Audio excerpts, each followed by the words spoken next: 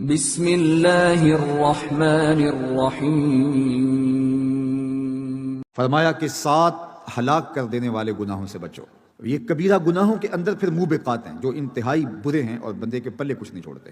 ان میں سب سے پہلا الشرک باللہ، اللہ کے ساتھ کسی کو شریک ٹھہرانا۔ دوسرا گناہ والسحر، جادو، یہ دوسرا گناہ ہے۔ اور تیسرا وقتل النفس التي حرم اللہ الا بالحق، اور حرام کیا ہے جس کے قتل کرنے کو اس کو قتل کرنا، سوائے یہ کہ جو شریعت نے ہمیں 3 وجہ بیان فرمائی وہ ایک الگ ہے۔ وہ اکل الربا، اور سود خوری، وہ اکل مال الیتیم، اور یتیم کا مال کھانا، وہ تولی یوم الزحف، اور جنگ کے دن پیٹ پھیر کے بھاگ جانا، وہ قذف المحصنات المؤمنات الغافلات، شریف زادیوں پر بدکاری کی تہمت لگانا، نیک خواتین پر گناہ کی، بدکاری کی، برائی کی تہمت لگا دینا۔ یہ 7 گناہ اللہ کے محبوب علیہ السلام نے بیان فرمائے، اور ان میں سے سب سے پہلا گناہ جو ارشاد فرمایا وہ فرمایا شرک ہے۔ تو شرک کی معافی نہیں ہے، اپنے دامن کو شرک سے بہر صورت پاک رکھنا ہوگا، اور اللہ جل شانہ کے ساتھ اپنے تعلق کو مضبوط سے مضبوط تر کرنا ہوگا۔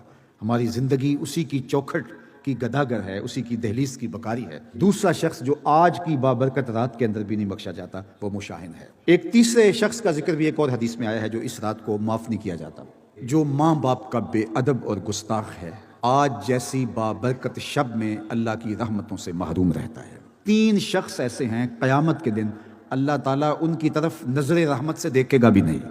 سب سے پہلا العاق لوالدیہ، پہلا شخص جو اپنے والدین کو دکھ دیتا ہے، والدین کو تکلیف پہنچاتا ہے، اذیت پہنچاتا ہے۔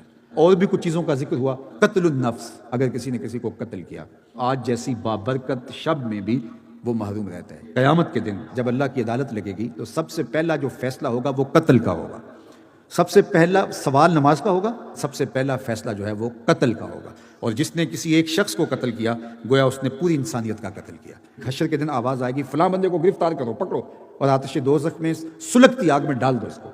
تو جب فرشتے اس کو پکڑنے لگے گے وہ آگے سے چیخے گا واللہ ما قتلتو، میں اللہ کی قسم اٹھا کہتا ہوں کہ میں نے قتل نہیں کیا۔ فقیلات، اس کو کہا جائے گا من اعانا علی قتل مسلم ولو بشطر کلمہ جا یوم القیامہ مکتوب بین عینیہ آئس من رحمت اللہ، جس نے کسی شخص کے قتل میں آدھے جملے سے بھی مدد کی، قیامت کے دن قاتلین کی فہرست میں اس کا نام ہوگا، اور اس کی 2 آنکھوں کے درمیان لکھا ہوگا کہ یہ اللہ کی رحمت سے آج مایوس اور محروم ہے، آج اس کو اللہ کی رحمت نہیں ملے گی۔ آدھے جملے سے ہلا شیری دی، کسی شخص کو ترغیب دی کہ پھر اس کی وجہ سے قتل ہو گیا۔ اور یہ اتنا بڑا جرم ہے قتل کرنا جس نے ایک شخص کو قتل کیا، بلکہ ایک روایت میں آتا ہے کہ اگر کسی شخص کے قتل میں ساری دنیا بھی شامل ہو اور اللہ اس کی سزا میں ان سب کو پکڑ کے جہنم میں ڈال دے، اللہ کو پھر بھی پرواہ نہیں ہے۔ یعنی قتل اللہ کے نزدیک اتنا بڑا جرم ہے۔